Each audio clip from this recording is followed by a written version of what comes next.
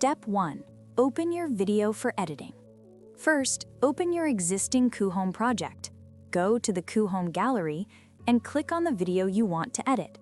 This is the video I'll be working with today. Step 2. Understanding the video options. Before opening the Montage Editor, let's understand these tools. Download icon. Here you can download your image or video file.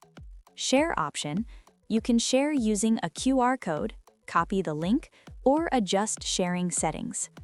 Info eye icon shows video details like resolution, settings, and project information. Favorite option. Save important videos for quick access.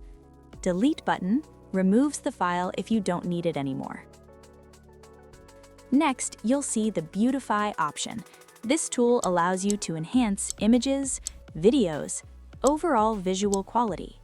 It's great for quick improvements before editing the montage.